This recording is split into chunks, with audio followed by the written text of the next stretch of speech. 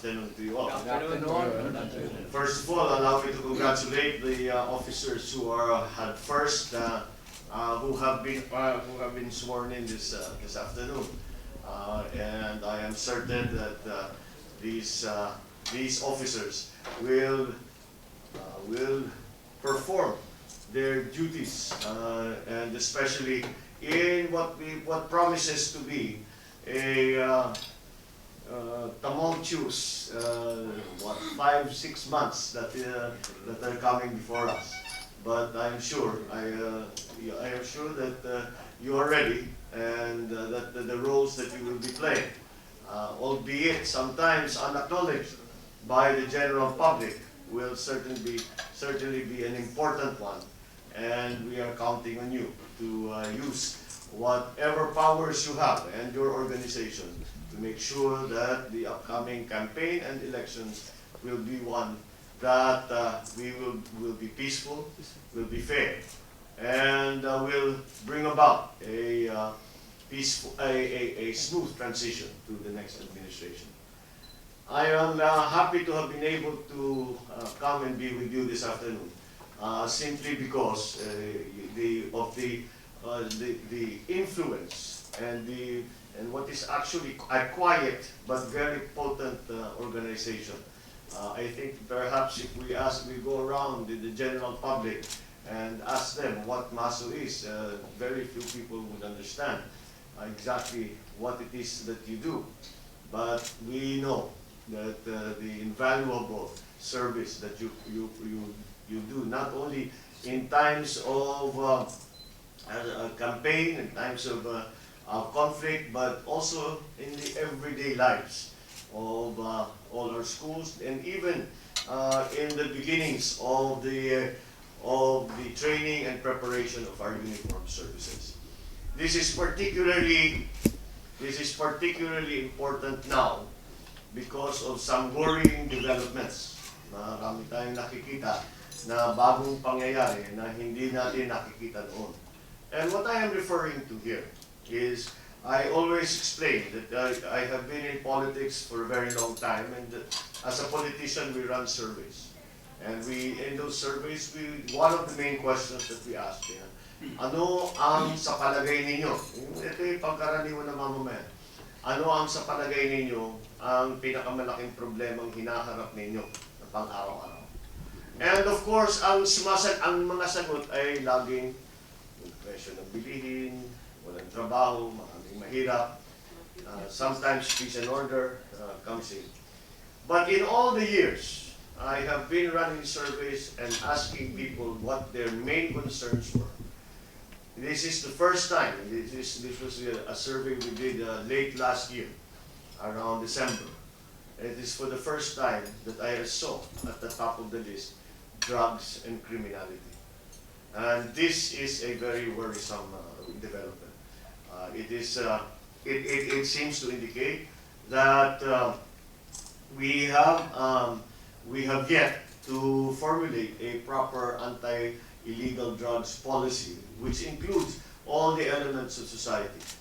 I have tried to study the subject over the years, and because it is a terrible, terrible curse that we have to endure.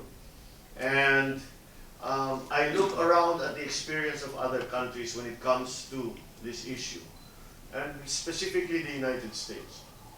And when we look at the United States over the years, the so-called war on drugs, we have seen from their experience that if we look at it, ang ginagastos ng Amerika sa kanilang war on drugs, hindi milyon na dolyares, hindi bilyon na dolyares, kung hindi trilyon na dolyares. Ngunit, bawat taon, papalala ng palala ang sitwasyon.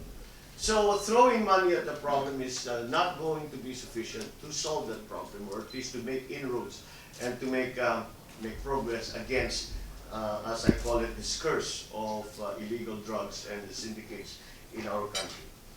And that is why I have proposed that for this problem, that we must engage all sectors of society.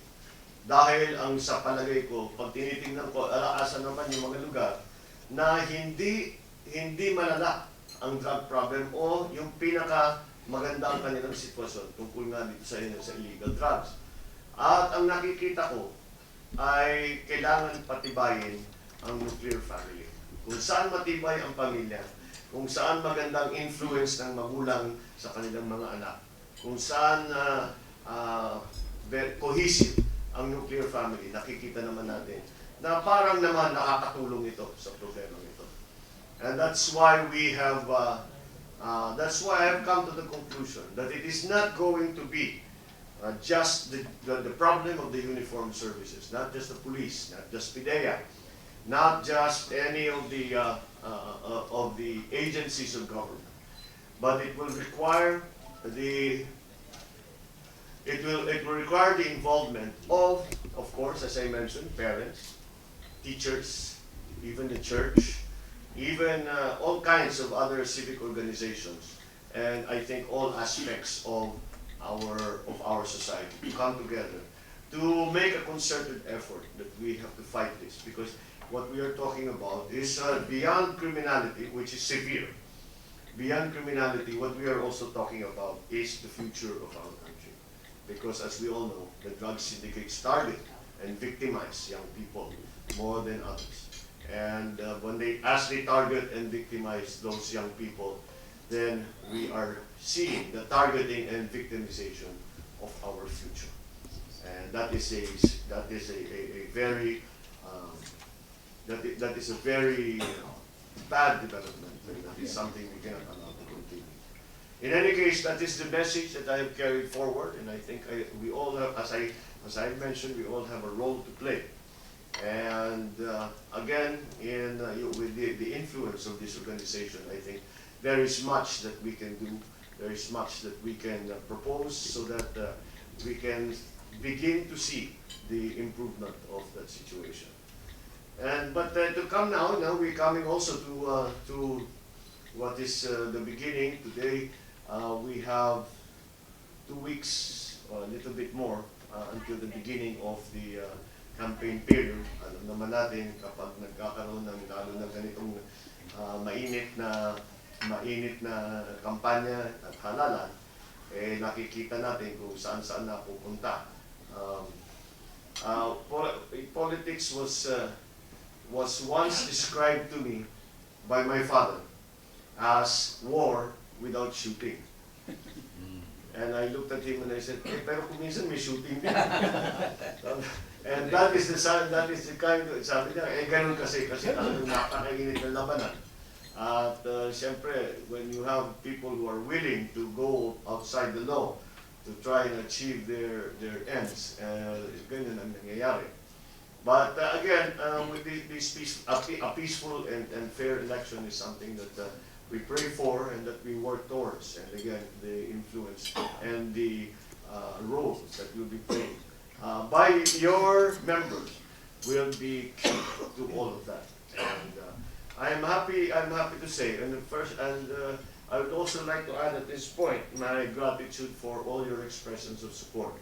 I am happy to be able to count you as those who have expressed that support and that we can count on for the next during the campaign and for the next election.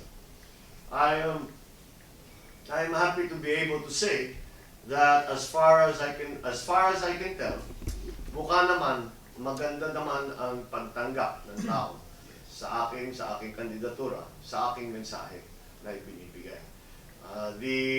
I am sure all of you have seen the surveys, and I am quite pleased to see that has been the result in January. Kasi yan ang inaabangan natin, kasi nung nakaraan, mga survey lumalabas November, December, ang tao talaga hindi iniisip ang eleksyon. Iniisip nila Pasko. Iniisip nila yung pag-uwi ng kanilang pamilya, all the events that they will do during Christmas. But January is key because that is the baseline. That is the baseline of where we are beginning. So, more than the numbers, I look sa dinami-dami kasi ng survey, At bawat survey, iba-iba naman ang nagiging resulta. Hindi mo na mahihilo ka pagka paniniwalaan mo lahat, take it at face value. You really have to look at it and analyze it. But I think the most important number is not the number of the percentage that you get, but to see the trajectory. And I am happy to say we are going in the right direction. But that is something we are still in January. The campaign period has not yet begun. So marami pa tayong, matagal pa ito, alam naman ninyo, sa politika sa Pilipinas ay tuloy-tuloy ang pangyayari. At 3 buwan ay mahabang panahon yan para sa politics in the Philippines. And so there is a lot of work that we need to continue to do. However, it seems that what we are doing something right because we are getting the results that we would like to have. So that I think to me is a clear indication that people are accepting of the message that I have been putting out in these past few months. And what is that? We always, of course, talk about programs. We always talk about the solutions to the problems that we face. And of course, people need to know what it is that you are planning. Ay, kung ano ba talaga, kung meron ba talaga kayong magandang plano, kung meron ba talaga kayong magandang sagot o solusyon sa mga hinaharap na problema. And that is important. But in my, and we have those programs, and we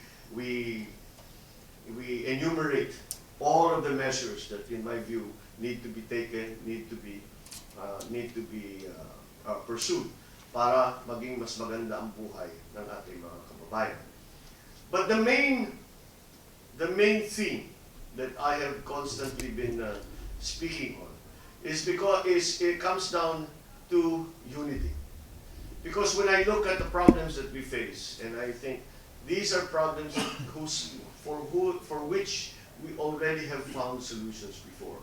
I talk about agriculture. We already managed to be a net exporter, but now we are having a hard time and are the largest exporter and importer in the world of rice. Educational system, the agricultural system, the poor, marami pa rin mahirap, kulang ang eskwelahan. All of these problems, we have managed to at least make a very good start in solving them before. And I always think, why do we not solve them? Why can we not seem to solve them now? When we have such capable people, when we have the answers that we just need to implement. And thinking about it and analyzing it and discussing it with the people whose opinions I trust, I have come to the conclusion that it's because that many of our leaders in the past few administrations have chosen na imbis na pinagkakaisa ang Pilipino ay pinaglalaban-laban. At itong paghahati-hati at pagwawatak-watak sa ating lipunan ay ganito ang nagiging epekto sa atin. Hindi tayo makaahon, hindi tayo makapagprogreso, hindi tayo nakakakita ng pagbabago dahil pare-pareho na lang ang ating ginagawa. At nangyayari ito dahil sa politika. At ginagawa ito dahil lahat ng ginagawa ng ating mga leader ay hindi na tinatrabaho ang kapakanan ng taong bayan kung hindi ang ginagawa nila ay namumulitika. At ang mga desisyon ay binabase lahat sa kulay ng politika. Hindi sa kung magaling, kung maganda, kung makakatulong sa tao. We have lost the very idea of meritocracy, na dapat ang pinakamagandang plano ang ating susundan. Hindi. Ang nangyayari ngayon, maganda man o hindi, galing sa kalaban, hindi gagawin. Maganda man o hindi, galing sa kaalyado, isusuportahan. Hindi tama yan. Kaya tayo nagkaganito. And that has been the message. I said, we have a way to solve those problems. We have methods for which those problems that we are facing can, in fact, be given a solution. However, we cannot implement those solutions that we know are necessary until we unite the country once again. We have to bring Filipinos together. We have to bring our efforts together. We have to galvanize the entire country to the job of nation building. I think those of you who remember my father's administration, lagi nating naririnig, nation building, ginagawa natin ito sa nation. Ngayon, hindi na natin naririnig yung nation building. Puro politika na lang. Kaya nakakalimutan yun. And that is the message that I have tried to impart and to bring to the people. And I am happy to know that, I am happy to see that people are accepting of that message. Because I think that it is the correct answer. Unity still is key for our strength, for our progress, and for the Philippines to finally once again go back onto the right track and bring the entire Philippines, not only my party, not only my friend, not only my kamag-anak, but all Filipinos, wherever they come from. So that is the message that I will continue to try and bring to our people. I think it is the right message. I think it is what is needed, and I think it is the challenge that we face today. And with that, we will. If we cannot disappoint our people by not answering and rising up to that challenge. Otherwise, our future will not be as bright as we would like for it to be for the rest of the country. So, with your continuing support, we will continue to bring that message to the people. And upon election, should I be elected? Should I be given the opportunity to serve? And then that will be the first step done. Then we start that movement once again of bringing the Philippines together, galvanizing our people for the benefit of the Philippines and of Filipinos. That is the dream. That is the challenge. With you, I think we will achieve it. Thank you.